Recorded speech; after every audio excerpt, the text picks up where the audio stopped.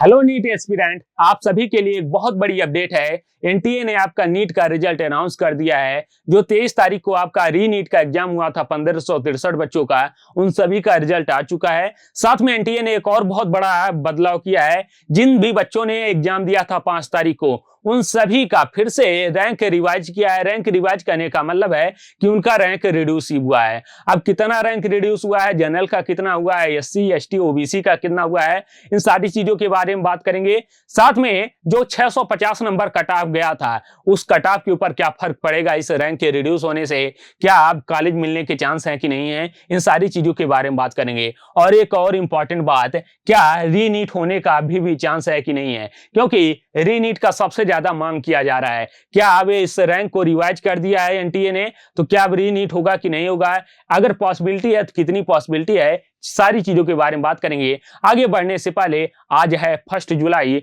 और आज है डॉक्टर्स डे। तो आप सभी फ्यूचर डॉक्टर्स को हैप्पी डॉक्टर्स डे।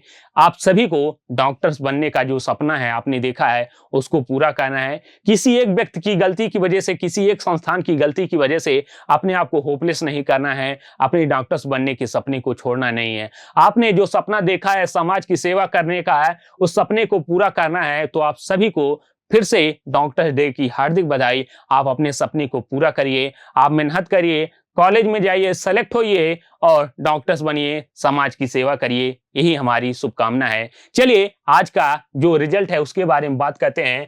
अब एनटीए ने जो री नीट का रिजल्ट अनाउंस किया, उसमें क्या बताया, चलिए बात करते हैं। इन्होंने बताया है आज मॉर्निंग में एक यहाँ पे नोटिस जारी किया और बताया कि जिन 1563 बच्चों का एग्जाम हुआ था, exam revised result of 1563 candidate and revision of rank of all candidate of NEET UG 2024 therefore कह रहा है कि जितने 1563 बच्चों ने एग्जाम दिया था उनका, साथ में और भी जितने कैंडिडेट हैं नीट 2024 का, सभी का रैंक क्या किया गया है, रिवाइज किया गया है, उसमें बदलाव किया गया है। अब यहाँ पे आगे फिर बताया कि 1563 बच्चों ने एग्जाम दिया था 23 जून को, उनको अलाउ किया गया था, जिसमें से जो अपीयर हुए थे वो 813 बच्चों ने एग्जाम दिया था। यानी कि 1500 में से 800 दिया था, लगभग 50% बच्चों ने एग्जाम दिया था।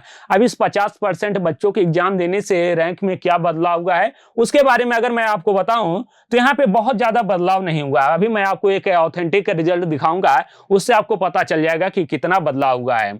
साथ में अगर आपको रिजल्ट चेक करना है, आप चाहे एग्जाम दिए थे चाहे नहीं दिए थे, आप सभी से रिक्वेस्ट है, आप सभी लोग अपना रिजल्ट जरूर चेक करें, अपना रैंक एक बार जरूर चेक करें। कहां से चेक कर सकते हैं, exam.nta.ac.in कि एक थोड़ा सा और बदलाव किया गया इस बार रिजल्ट में। आप पहले क्या किया जाता था, केवल आपका जो एप्लीकेशन आईडी है उसको डाला जाता था, डेट ऑफ बर्थ डाला जाता था, आपका रिजल्ट आ जाता था। लेकिन अब साथ में आपको मोबाइल नंबर या फिर अपना जो ईमेल आईडी है उसको भी रजिस्टर करना होगा, उसको भी डालना होगा। तो आप अपना रैंक जरूर चेक करें, अपना रिजल्ट फिर से जरूर चेक करें। साथ में मैं आपको बताऊं कि कितना रैंक में बदलाव हुआ है, तो उसको आप देखिएगा। पिछले जो 5 तारीख का एग्जाम हुआ था, उस एग्जाम में जो बच्चे अपीयर हुए थे उनका जो रिजल्ट आया था, 5 तारीख वाले एग्जाम में जो रिजल्ट आया था, उसमें रैंक जो था एक बच्चे का 649 मार्क्स था और जो रैंक था वो 30,612 था। आज जो रैंक आया है उसी बच्चे का 649 मार्क्स पे वो रिजल्ट आया है 30,576। यानी कि जो रैंक में चेंज आया है, लगभग हम कह सकते हैं 36 रैंक बदलाव हुआ है, 36 रैंक रिड्यूस हुआ है। ये अपर लेवल का है। अपर लेवल का कितना मार्क्स है, 649 मार्क्स है। अब मैं एक लोअर लेवल का दिखाता हूं। एक बच्चे का जो मार्क्स है वो है 386। उसका जो रैंक था पहले वो था 407126, 407126। अब जो रिजल्ट आया है उसमें जो रैंक आया है 407062। अब इसमें कितना बदलाव हुआ है, कितना नंबर रिड्यूस हुआ, कितने रैंक, तो यहां पे लगभग 64 रैंक आपका रिड्यूस हुआ है। अब इससे हमारे कट ऑफ के ऊपर क्या बदलाव पड़ेगा। बाकी का अगर जनरल में बात करूं कितना रैंक रिड्यूस हुआ है, तो यहां पे जनरल के लिए जो रैंक हुआ है वो 36 से लेकर 84 तक रैंक रिड्यूस हुआ है, एक नीचे गया है। वहीं अगर ओबीसी की बात करूं, ओबीसी, ओबीसी का रैंक रिड्यूस नहीं हुआ है, ओबीसी का रैंक बढ़ा है, कितना? 14 रैंक्स बढ़ा है। एसटी की बात करूं, एससी की, तो एससी का जो रैंक रिड्यूस हुआ है, एक रैंक रिड्यूस हुआ है। जैसे पहले किसी का रैंक अगर 20 था एससी कैटेगरी में, अब रैंक कितना हो गया है? 19 हो गया, बस इतना फर्क पड़ा है। साथ में एसटी की बात करें तो एसटी का जो रैंक रिड्यूस हुआ है, जनरल में बात कर रहा हूं, एसटी का रैंक 14 नंबर से रिड्यूस हुआ है, यानी कि अगर किसी का रैंक 20 था, अब रैंक उसका कितना हो जाएगा? 6 हो जाएगा एसटी की कैटेगरी के लिए। ये था हमारे रैंक में क्या बदलाव आया है। अब बात करते हैं कट ऑफ के ऊपर क्या फर्क पड़ेगा। तो कट ऑफ के ऊपर कोई फर्क नहीं पड़ेगा। कट ऑफ आपका 650 था, अभी भी 650 ही रहेगा, क्योंकि 10-20 रैंक से कोई खास फर्क नहीं पड़ता है जब इतना हाई लेवल कट ऑफ हो। तो अगर कोई ये सोच रहा है कि मेरा पहले मार्क्स से 630 था, कट ऑफ 650 था, कॉलेज नहीं मिल रहा था, अब मेरा रैंक 20 नंबर से रिड्यूस हो गया है, तो अब मुझे कॉलेज मिल जाएगा, ऐसी होप मत रखिए। अब बात करते हैं अपने नेक्स्ट क्वेश्चन के ऊपर, जो सबसे ज्यादा इंपॉर्टेंट है, क्या रीनीट होने की चांस है कि नहीं है। तो रीनीट वाली की अगर हम बात करें तो यहाँ पे कुछ ऑथेंटिक चीजें हैं, उसके बारे में बात करना जरूरी है। जैसे आपका जो मिनिस्ट्री ऑफ एजुकेशन है, वो रीनीट कराने के मूड में नहीं है। क्यों? अगर उनको रीनीट करवाना होता, रीनीट करवाना होता, तो यहाँ पे ये रैंक रिवाइज करके नहीं देते। रैंक इन्होंने रिवाइज करवा दिया है। अब रिवाइज करवाने से क्या होगा कि आप सुप्रीम कोर्ट में जो है वहां पे आप कह देंगे कि हमने रैंक रिड्यूस कर दिया है, रैंक को फिर से रिवाइज कर दिया है, तो यहाँ पे रीनीट होने के चांस मिनिस्ट्री की तरफ से तो नहीं है।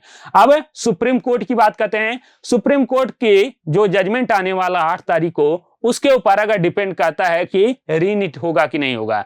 अब हमें पढ़ना चाहिए। साथ में क्या पेपर लीक हुआ था? हाँ, पेपर लीक हुआ था। जांच कौन कर रहा है? जांच सीबीआई कर रही है।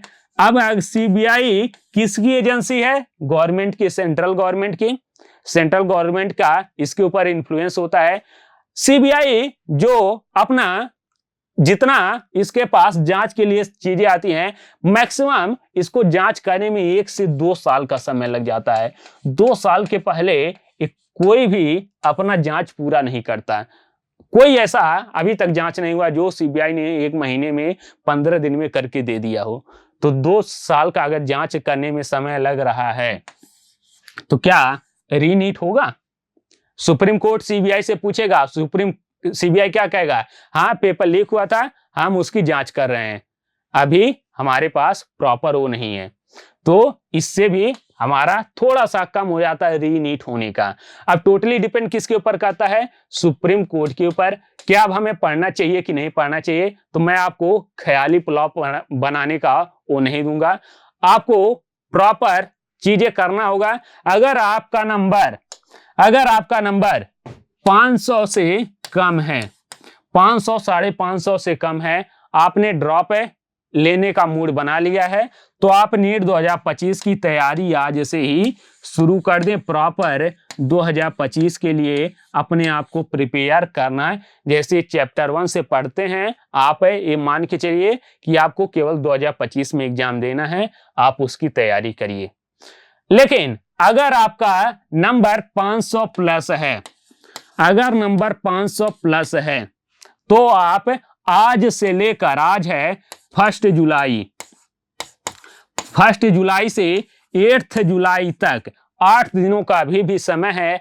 आप किसी भी टेस्ट सीरीज को ज्वाइन करिए, किसी का आप प्रीवियस ईयर पेपर उठाइए, उस पेपर को प्रॉपर सॉल्व करिए, पेपर प्रॉपर सॉल्व करिए, जिससे आपकी कंटिन्यूटी जो है, आप का जो रिवीजन करने का तरीका है वो मेंटेन रहे। क्यों? अगर रीनीट हुआ तो आपका चांस होगा कि आपका फिर से सिलेक्शन हो।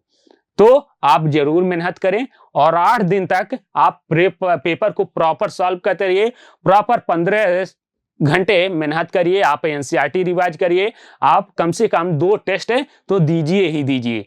तो ये मेरा एडवाइस रहेगा। साथ में अगर आपका नंबर 500 से कम है, तो आप अपना क्लासेस 2025 के लिए तैयार कर सकते हैं, और अगर रीनीट हुआ तो आप उसमें अपीयर होइए, आपका नंबर जरूर इंप्रूव होगा। तो ये मेरा सलाह रहेगा।